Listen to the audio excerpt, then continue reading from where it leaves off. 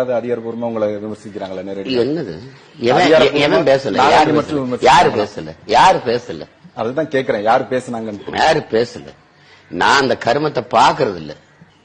நீ திமுக இருந்து நேரடியா உங்களை நாகரிகமற்ற முறையில யாராவது விமர்சிச்சிருக்காங்களா? பேச பெரியவர்கள் எல்லாருமே என் மேல அன்பு கொண்டவர்கள், நான் அவங்க மேல பெரிய மதிப்பு கொண்டவர்கள். அப்ப எனக்கு என்னுடைய தனிப்பட்ட இதுல எங்க ஐயா துரைமுருகன், எங்க ஐயா டிஆர் பாலு, எங்க அண்ணன் ஆராஜா, எங்க அண்ணன் சிவா, திருச்சி சிவா, எல்லாரு மேலேயும் எனக்கு பேரன்பு உண்டு. உனக்கு தெரியும்.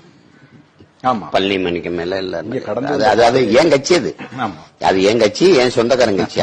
அதுல வந்து பங்காளி. ஆமா, பங்காளிகள். அதுல ஒண்ணும் இல்ல. பிஜேபியா திமுகனா நான் எனக்கு பிஜேபி தான் எதிரி. இது எனக்கும் முதல்வருக்கும் சண்டை நடக்குது. அண்ணன் தம்பி சண்டை, இது பங்காளி சண்டை. அப்படித்தான் கர்மத்தை நல்லா பண்ணி தொலைங்கிறதா நம்ம பிரச்சனை. பிஜேபியா நாங்களான்னு பார்க்கும்போது பிஜேபி தான் எங்க எதிரி.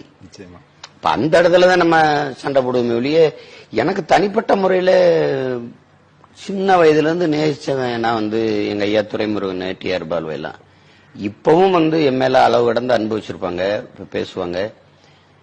குறிப்பா எங்க அண்ணன் சிவா, ஆராஜா போல அறிஞர்கள்லாம் அந்த கட்சியில் இருக்கிறது வந்து அரிதிலும் அரிதான வாய்ப்பு தானே. அது அவர் பயன்படுத்திக்கிறாரா இல்லையாங்கிறது அது நமக்கு தெரியுது. மேதைகள்லாம் இருக்கிறாங்க அங்க. அதெல்லாம் சும்மா கணிப்பொரிய மண்டைக்குள்ள வச்சிருக்கிற ஒரு ஆள் இருக்கிறார், இந்த கணிப்பொரிய துரைமுருகன். அது அன்னைக்கு கூட முதல்வரை சந்திக்கும் போது அவரை கூட்டு பக்கத்துல அவர் தான் எனக்கு பேசுறாரு, டேய் சீமா அது சரியா தானடா பண்ணிட்டு இருக்கு, அப்படிதான் பேசுவாரு என்னோட. எந்த இடத்துல முதல்வரை சந்திக்க போனல. ஓ சரி. அப்போ சீமா சரியா தானடா போயிட்டு இருக்கு. ஆமாங்க. ஏன்னா அவருக்கு தெரியும், அவர் பையன் மாதிரி நானு. அவர் மேல எனக்கு இருக்கிற அன்பும் அவருக்கு தெரியும், அவர் என் மேல வச்சிருக்க பாசமும் எனக்கு தெரியும். நான் உணர முடியும். அது அதுல வந்து ஒண்ணு பேச்சு கிடையாது.